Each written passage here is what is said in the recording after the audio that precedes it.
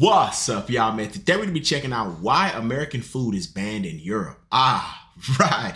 Y'all heard a hot dog take like 7 minutes off your life, man. So I'm worried, man. I'm looking at this burger, it looks good, but I may never want to eat one again after what I'm probably about to hear. Let's do it. McDonald's operates in 118 countries. In the UK, their burger bun has about a dozen ingredients. But in the US, the same bun has over 25. And up until 2016, one of those ingredients was a dough conditioner that's also used to manufacture yoga mats and shoes. And the CEO of McDonald's just went viral recently, eating one of these burgers on camera, calling it the product the entire time. Not the burger, not the food, the product. And honestly, that might be the most accurate description of American food right now, because there are over 3,000 additives approved in the US that are restricted or banned in other developed countries. And every single one of them got there through a regulatory loophole that was created in 1958 and hasn't been meaningfully updated since. So the question isn't whether these companies can make food without these chemicals. They make cleaner versions of the same products for every other country they sell in. The question is why they choose not to do it here. Yeah, that's a good question, man. Okay. To understand how this works, let's forget about the history for a second and just follow a product. Let's say a food company develops a brand new chemical, never been tested, never been reviewed, and they want it in a box of cereal by next month. Let's call it Compound X. Here's what happens. The company would hire a panel of scientists to review the safety data on Compound X. Many of these scientists have financial ties to the company paying them. And every single time they reach the same conclusion. Compound X is generally recognized as safe, or GRAS. That GRAS label is so important because it's basically a golden ticket. Any ingredient that gets classified as GRAS is completely exempt from the FDA's normal approval process. No safety review, no testing requirements, no waiting period. It skips the entire line. But see, I'm already picking up what's going on here because they have a financial incentive to agree with each other. Because the companies are paying these people to review this stuff, so they're gonna want to agree. I see what's going on already, man. Seen over time is that companies are creating new ingredients, having their own scientists or hiring outside scientists to make their own determinations that an ingredient is safe. And then once they self-declare that their ingredient is safe, they don't have to go through that pre-market process. The FDA created this designation in 1958. And it was originally meant to cover things like salt, vinegar, and baking soda, stuff nobody needed to test because humans had been eating it for centuries. But by the 1990s, the FDA had a problem. You see, as food became more and more industrialized, hundreds of companies were submitting applications to try to get that golden ticket for the new ingredients they were using. And the agency didn't have the budget or the staff to review them all. The backlog was so long that it would take years to clear. So in 1997, under pressure from the Clinton administration's push to cut costs and speed up federal agencies, the FDA made a decision that changed everything. There was an announcement today by the Food and Drug Administration. Bettina Gregory has the story. Instead of requiring companies to submit their safety data for review, they made the whole process voluntary. That means the company doesn't have to submit its determination to the FDA. It doesn't have to share the safety data. It doesn't even have to tell the FDA that Compound X exists. Yo, so what's the point of even having the FDA? I mean, at this point, it's like, why even have them? That defeats the whole purpose. And I'm sure they could have automated this and sped these things up. The FDA I'm talking about could have sped things up in some way. You know what I'm saying? Not testing it at all is just like, why even exist, man? This is horrible. It can just start putting it in food and shipping it to stores. Think about that for a second. That's like a student grading their own exam and the teacher saying, you don't even have to show me the test. I'll just take your word for it. And this isn't a hypothetical edge case. According to a 2022 analysis, companies have used this system to self-approve nearly 99% of new food chemicals since the year 2000. The Pew Research Center estimated in 2013 that roughly 1,000 ingredients had entered the food supply through this pathway without the FDA even knowing about them. The FDA's own former deputy commissioner for food admitted in 2014 that we simply do not have the information to vouch for the safety of many of these chemicals. So the system that was designed in 1958 to exempt salt and vinegar from paperwork is now the primary pathway that the entire food industry uses to put new chemicals into your food without any oversight. And now, I gotta say, I'm trying to figure out why they haven't stopped this. Like, this is absolutely horrible. Like, this is probably one of the worst things I've heard referring to the U.S. yet. I mean, this is like, there is truly no point of the FDA. And when you see FDA approved on some labels and things like that, it's like, okay, you know what I'm saying? Like, I always thought that was just the general thing. Like, of course it's approved. But now I'm learning they don't even really do that. So seeing FDA approved means they actually finally check something for once. I mean, what the? This is where you start to see why the same food tastes different depending on which country you buy it in. Wow. Man, the fries were so different in Italy, it's not even funny. I had some fries from McDonald's in Italy. It wasn't even close. Take mac and cheese from Kraft, for example. For decades, the US version got its color from something called Yellow 5 and Yellow 6. They are synthetic dyes derived from petroleum. But the UK version used something way healthier. They use paprika extract and beta-carotene, which is an orange pigment naturally found in carrots. Not because Kraft can't make it without the artificial dyes in the UK. It's because in Europe, Yellow 5 and Yellow 6 dyes requires a mandatory warning label that reads, may have an adverse effect on activity and attention in children. Rather than putting a warning on the box, Kraft just formulated for the European market.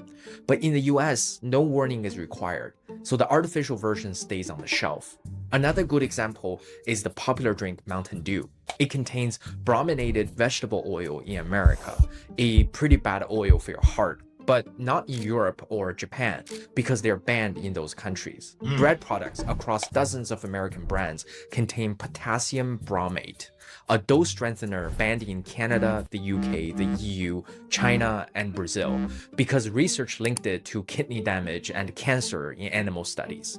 California banned it in 2023, but at the federal level, it's still approved, which means a chemical that most of the developed world considers unsafe is sitting in the bread aisle of grocery stores in 46 out of 50 American states. None of these companies are being forced to use these ingredients. They're making a financial calculation that using cheaper inputs in the American market is worth it. Hello? Yo, so they just feeding us to the wolves. They just throwing us, man, this is crazy. Because the regulatory system doesn't penalize them for doing so. The US operates on an innocent until proven guilty standard, where an ingredient is assumed safe until enough evidence accumulates over years or decades to prove it's harmful. Europe uses the precautionary principle, which flips the logic. If there is uncertainty, a new ingredient doesn't get approved until the manufacturer can scientifically prove it's safe. And America hasn't switched to the European model for one straightforward reason. Both sides benefit from keeping it the way it is. For the FDA, reviewing every new additives would take years per ingredient and require a budget that they don't have. For the food companies, it's even simpler. Why spend millions on independent safety testing and wait 2 years for FDA approval when you can pay a fraction of that to certify food safety yourself? Back in 2010, when one company was questioned by the FDA about the safety of an ingredient called theobromine, they simply withdrew their voluntary notification, hired an independent contractor to declare it safe anyway, and kept using it. The FDA had no mechanism to stop them. The agency can't afford to enforce stricter rules, and the industry has no financial reason to follow them. That's so this, they just, I mean, honestly, it's a simple loophole. Easy to understand, but I will say, sound like the budget need to go towards the FDA a little bit more. A lot more, I should say. I shouldn't even say a little bit. I mean, this is mind-blowing. I'm hoping that at the end of this video, he got something to say about how we could turn this around. But I'm honestly, I wouldn't be surprised if he don't. Loophole stays open for almost 7 decades. The GRAS loophole is basically a multi-billion-dollar subsidy for whoever can exploit it most creatively. And the companies exploiting it the best are the ones you've never heard of. Go to your kitchen right now and pick up the first packaged food you see. Could be a bag of Doritos, a can of Coca-Cola, a cup of yogurt, or a box of Cheerio. Flip it over and look at the ingredient list. Somewhere on there, you are almost guaranteed to see 2 words. Oh, this natural flavor stuff. Oh that my phrase gosh. is doing a lot of work because in most cases, the formulation behind those 2 words wasn't created by the brand on the front of the box. There are 3 major firms that engineer the flavors in almost everything Americans eat. The food brands hire them the way a restaurant hires a chef, except these chefs serve 300 million people and nobody knows their name. The biggest is a Swiss company called Givaudan. The second is an American company called IFF, which stands for International Flavors and Fragrances. And the third is another Swiss firm called Firmenich. Together, they control over 55% of a market worth over $40 billion a year. Givaudan alone holds roughly a quarter of the global market and offers over 2,200 different strawberry flavors in its category. Not 22, not 220, over 2,200 variations of a single fruit flavor, each one optimized for a different product and a different consumer base. IFF purchases roughly 8,500 raw materials from 2,300 suppliers worldwide, blending them into proprietary compounds that get licensed to the brands you see on the shelf.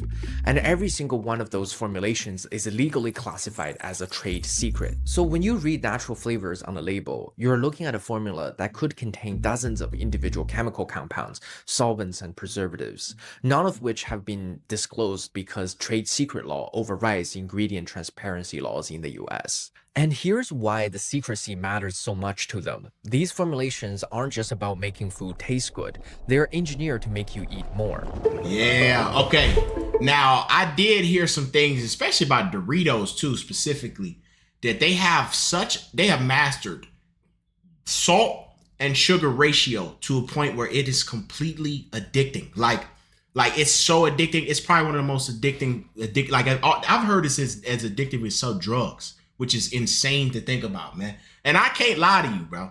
American food is addicting. As much as it's unhealthy and all of that, it is very, very addicting. And a part of it is probably the science that goes behind all the tricks and stuff they're doing with the salt and different, glucose levels and all of that kind of stuff. Food scientists call it the bliss point, the precise combination of sugar, salt, and fat that triggers the strongest craving response without ever making you feel fully satisfied. It's why you can eat an entire bag of chips without feeling full, the same way you would after a home-cooked meal.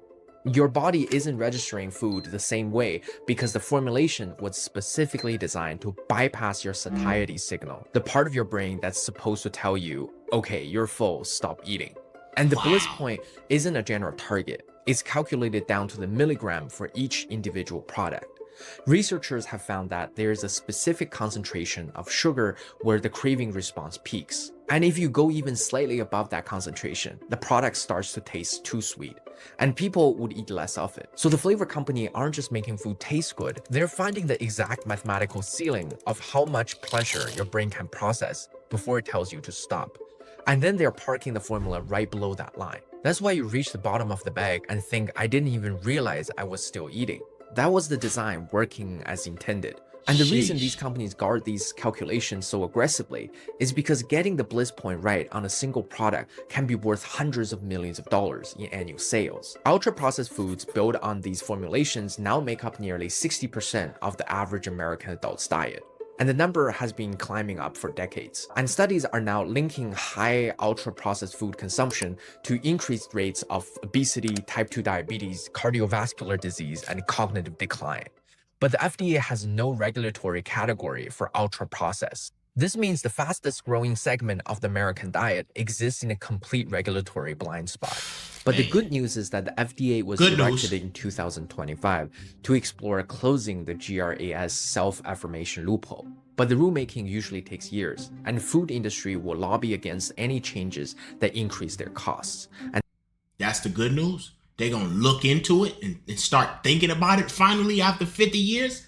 That's the good 70 years, really? This is crazy. Will lobby against any changes that increase their costs. And thousands of FDA scientists were fired in April 2025 due to cost-cutting measures. It means the agency now has even fewer resources to enforce the rules it already has.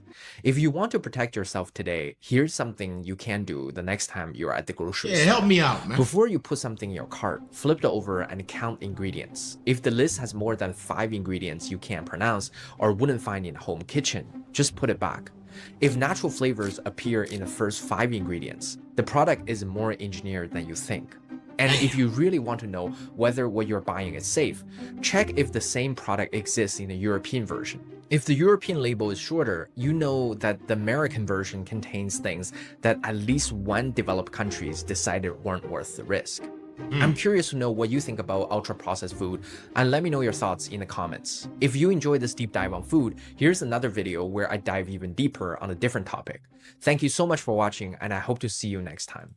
Yo, what's got me boggled, man? I want to learn more about this natural flavor stuff.